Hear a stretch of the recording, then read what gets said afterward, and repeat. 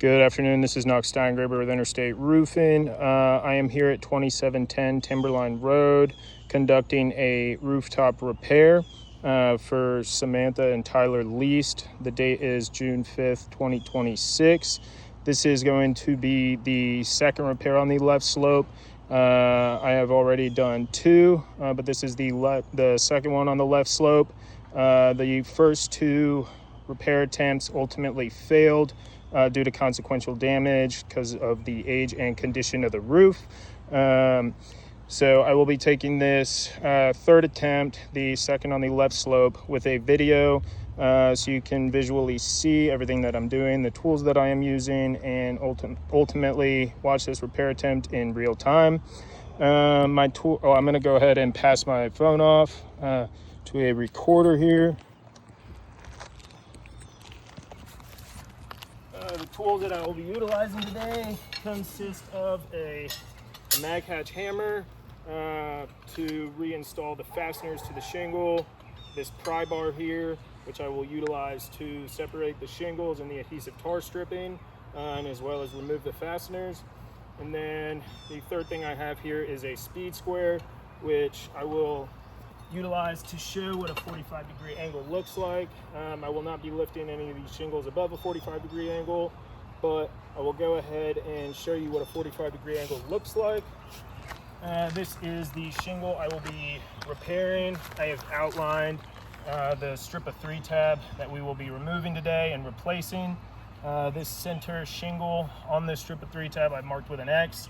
It has already been wind damaged. It's already separated from the decking. However, it is very hot today, so it may be resealed down, which is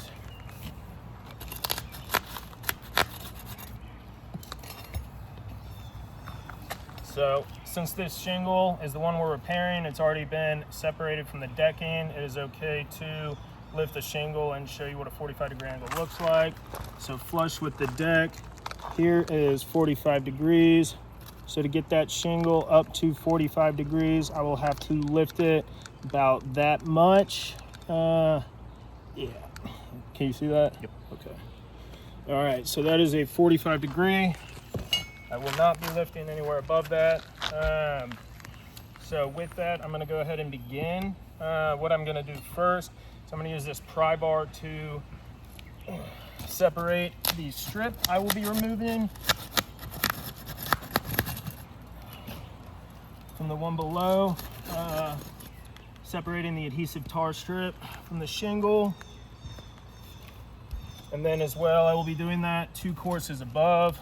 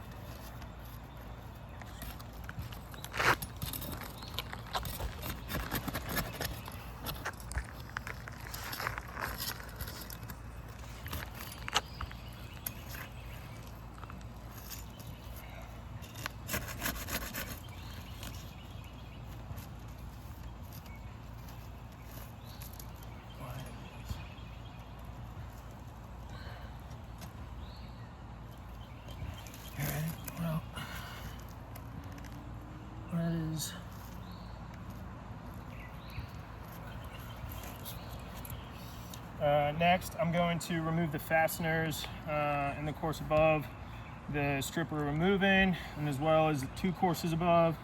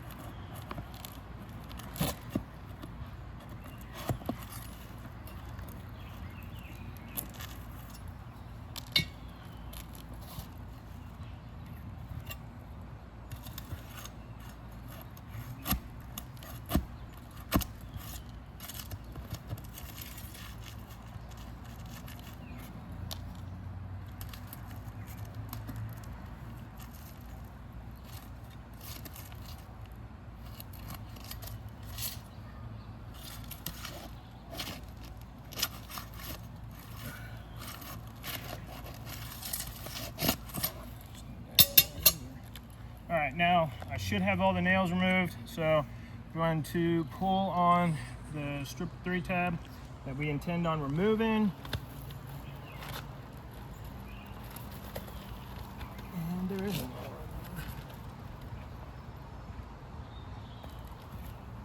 one. Okay.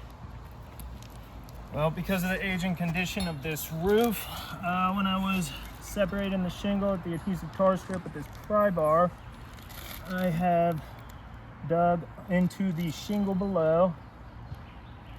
And don't see it now.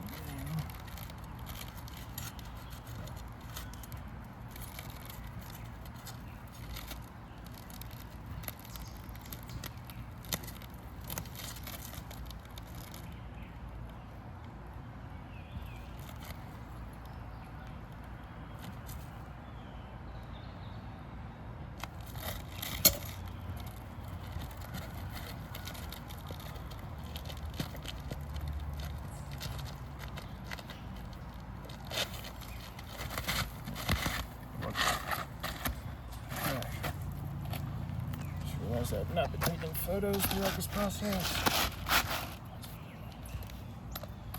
Okay. Now I've completely removed that strip of 3 tab. You can see here it is removed. Here to my side, I have a light kind and quality shingle, 25-year GAF 3 tab shingle. It is the best I could do to color match.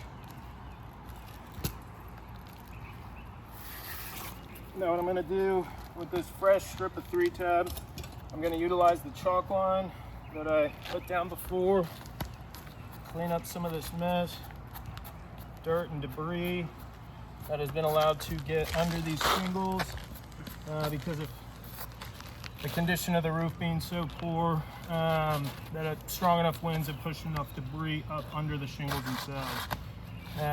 But I'm going to just gently slide this shingle into place. Once I have it fully seated,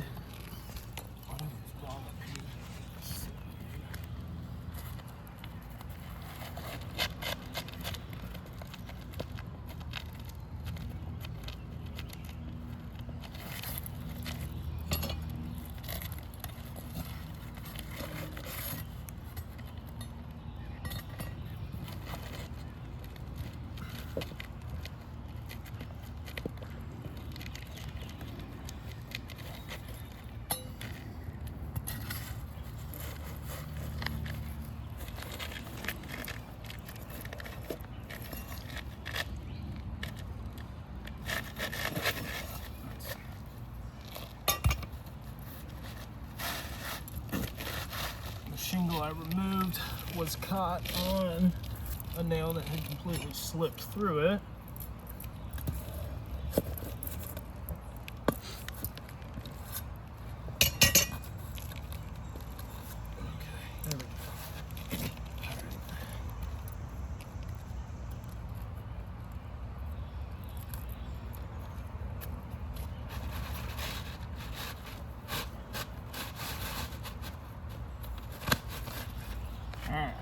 There we go.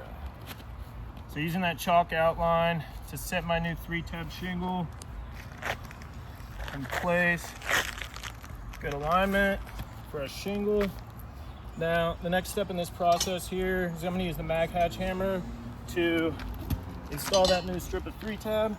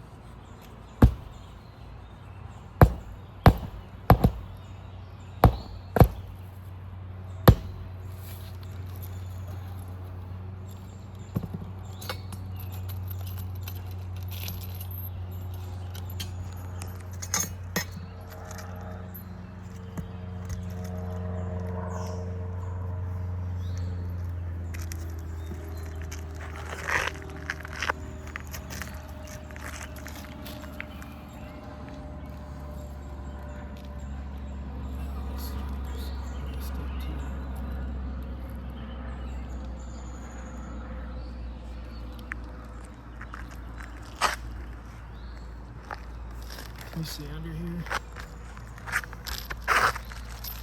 So when trying to separate the shingle at the adhesive tar strip, the pry bar itself actually dug into the shingle due to the condition and age of the shingle, and in its current life, it is so aged and deteriorated that the pry bar through the adhesive tar stripping slipped through and actually tore into the shingle, and you can see actually all the way through the shingle. So this repair attempt ultimately has failed. So I'm going to ensure that I address this with an emergency tarp upon completion of this repair attempt. But I am going to put another nail in to ensure that the new strip of 3-tab is securely in place. But I did want to annotate this on video so you can see just what trying to get this pry bar under the shingle to separate it from the shingle below caused.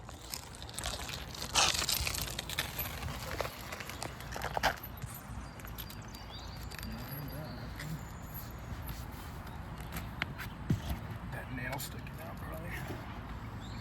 Make that worse. Can't even lift the shingle up at all.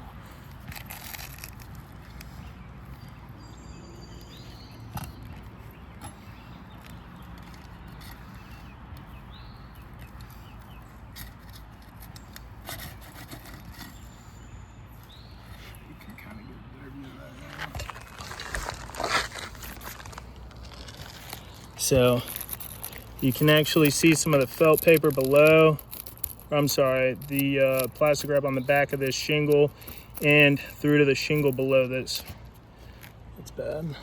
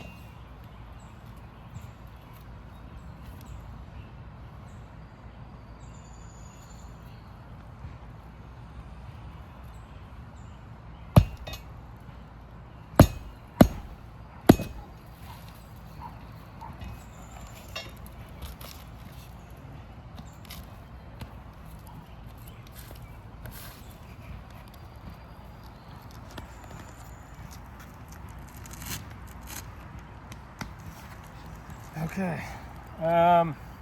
First off, there's been a lot of granule loss through this process. Coming off the shingles above. Let's see the camera. So, looking here, you can see some creases beginning to form from the granule loss, meaning that the matting actually on the bottom side of the shingle has been fractured at some point in time. And it's not rare for these shingles to reseal in really warm weather, and it has been really hot the past couple of days in summers. So these shingles do reseal themselves, but at some point in time in the past, it did separate from the decking, causing that matting fracture at the top of the shingle from strong enough wind gusts, allowing it to actually fracture at the top. Thus, when repairing this strip of 3-tab and shingle, we ultimately are now seeing the fractured matting face value as those granules do become knocked loose when we're manipulating under the shingles and removing the fasteners. So through this repair, we have repaired the one shingle here, but in doing so, we have a crease here a crease here.